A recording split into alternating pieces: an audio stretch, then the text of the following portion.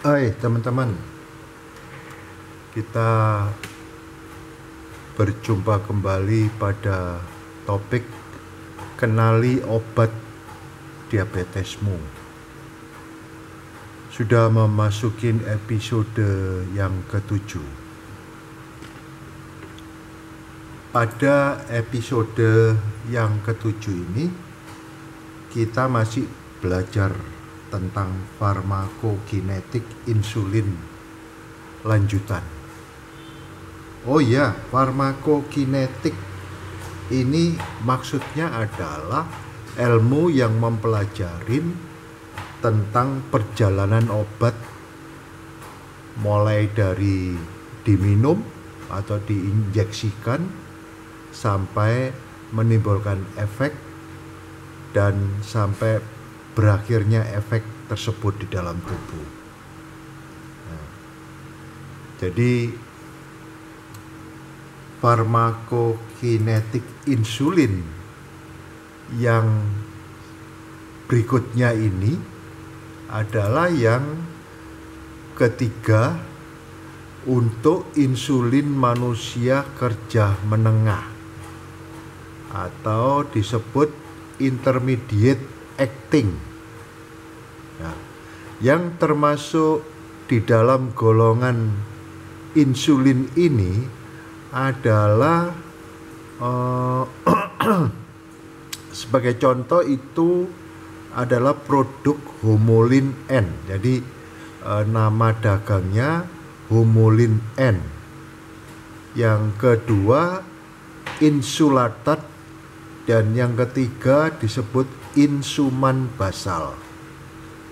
Nah, yang Insuman basal ini belum ada di pasaran di Indonesia, tetapi untuk yang kedua produk Humulin N sama Insulatat sudah dipasarkan di Indonesia. Nah, farmakokinetiknya kedua produk ini ya digolongkan intermediate acting karena onset of action-nya. Jadi onset of action-nya. Jadi ini waktu yang dibutuhkan oleh produk ini insulin mulai dari diinjeksikan sampai menimbulkan efek itu yang disebut onset of action atau disingkat onset aja atau awitan. Jadi produk ini sejak diinjeksikan kemudian 1,5 jam kemudian baru menimbulkan efek. Ya, efeknya apa? Insulin, yaitu efeknya glukosa. Insulin itu kan membawa glukosa ke dalam sel untuk diubah menjadi suatu energi. Nah, jadi buktinya adalah kadar glukosa dalam darah berarti mulai menurun semenjak jam tersebut. Mulai bekerja itu mulai terjadi penurunan pada jam ini. Kemudian efek puncak. Jadi efek paling besarnya dari kurun waktu 24 jam itu adalah pada jam yang keempat dan ke-10 ini adalah merupakan efek puncaknya. Dan lama bekerjanya insulin golongan intermediate ini adalah 8-12 jam. Jadi setelah pada jam yang ke-12, yang ke-13 berarti insulin itu sudah habis dari efek dari tubuh kita gitu. Jadi ini kan lama kerjanya. Nah, jadi ini efek puncaknya, ini onsetnya. Jadi ini mulai bekerja, mulai ada efek, ini efek yang paling tinggi, ini sudah berakhir gitu. Nah, kemasannya dari insulin N sama Insulatat itu adalah ada yang dalam bentuk vial, ada yang dalam bentuk pen, dan ada yang bentuk cartridge ya, ini. Kemudian farmakokinetik dari insulin analog kerja panjang atau disebut long acting insulin. Contohnya insulin yang termasuk golongan ini adalah nama dagangnya Lantus dan Levemir serta Lantus 300. Ya. Ini Lantus menggunakan insulin glargin, Levemir menggunakan insulin determin.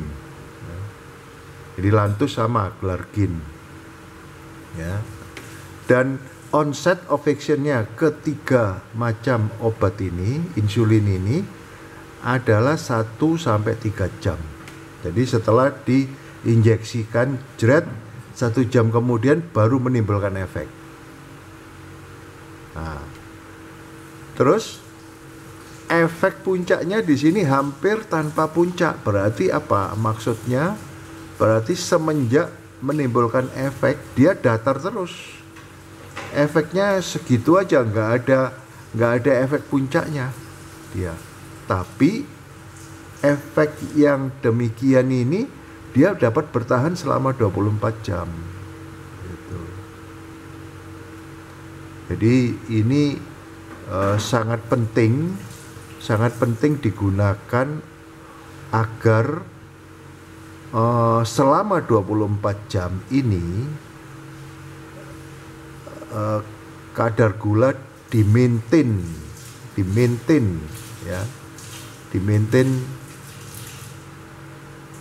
oleh produk ini, insulin ini. Tidak terjadi penurunan yang sangat tinggi karena tidak ada efek puncaknya, ya, tetapi kadarnya terkontrol terus glukosa dalam darah selama 24 jam dengan menggunakan insulin ini.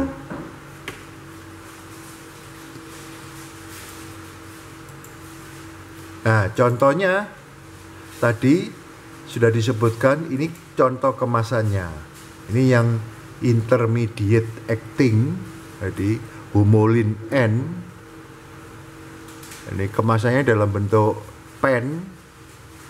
Kemudian insulatat ini kemasannya dalam bentuk cartridge, penfill, ya, dalam bentuk cartridge, ya. Terus kemudian insulatat, nah kemasannya dalam bentuk vial, ya. Ini kan yang intermediate acting, insulin kerja menengah. Kemudian untuk insulin yang kerja panjangnya, ini Levemir ini berbentuk kemasannya dalam pen, ya, Levemir. Kemudian Lantus ini dalam bentuk kemasannya dalam bentuk vial, gitu. Nah, sekarang kepraktisannya lebih praktis mana antara bentuk vial ini sama bentuk pen ini? Kepraktisannya adalah dalam bentuk pen, karena di dalam bentuk pen ini dosisnya sudah terukur mau berapa dosisnya di situ sudah terukur, ya. Sudah terukur, tinggal sekali pakai jret gitu, diinjeksikan secara subkutan. Sementara kalau dalam vial seperti ini masih dibutuhkan jarum, yaitu jarum untuk menyedot, mengambil dari vialnya, kemudian baru diinjeksikan.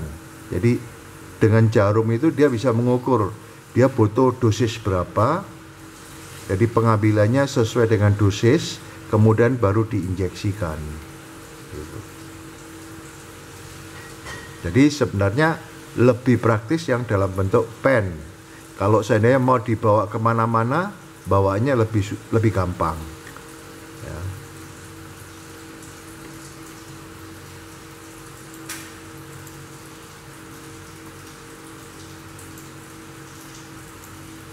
Nah, ini contoh yang glargin, yang long acting tadi. Nah, ada Basaglar, insulin glargin, kemudian Lantus.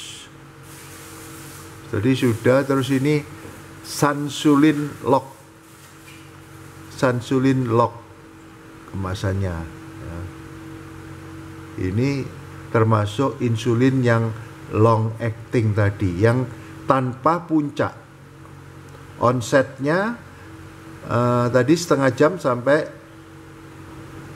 3 jam, sampai 2 jam. Kemudian dapat bertahan di dalam tubuh, bekerja terus selama 24 jam tapi tanpa puncak.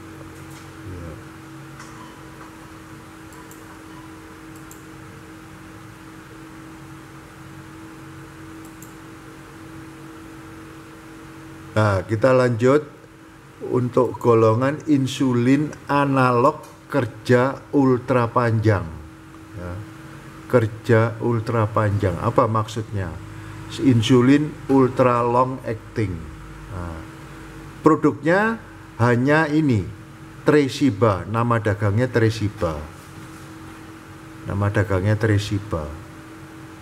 Nah, sebagai catatan, produk yang termasuk golongan ini analog kerja ultra panjang yang cuman satu, Tresiba, ini belum dipasarkan di Indonesia. Belum dipasarkan di Indonesia. Cuman perlu diketahui obat ini sebenarnya bagus karena apa? Onset of action-nya cepat, cuman 30 menit sudah mempunyai efek. Kemudian efek puncaknya tidak ada. Namun insulin ini dapat bekerja terus selama 48 jam, berarti selama 2 hari. Otomatis pemakaiannya di dalam tubuh diinjeksikan cuma 1 kali dalam setiap 2 hari. Tapi sayang, obat ini, insulin ini, jenis ini belum ada, Tresiba belum ada di Indonesia. Kemudian golongan berikutnya adalah insulin manusia campuran, gitu. Insulin manusia campuran. Contohnya yang termasuk golongan ini adalah Humulin. Jadi ditulis karena campuran, jadi ditulis Humulin 70-30, Mixtard 70-30, gitu. Nah, farmakokinetiknya, onset of action-nya bagus, 30 menit sudah menimbulkan efek. Ya. Cuman lama kerjanya maksimum hanya 12 jam. Ya, maksimum hanya 12 jam. Nah, mari kita lihat contoh kemasan obat tersebut. Nah, ini Humulin 30-70, Mixtard tadi 30-70. Ini Mixtard juga untuk kemasan yang 10 mili. Ya.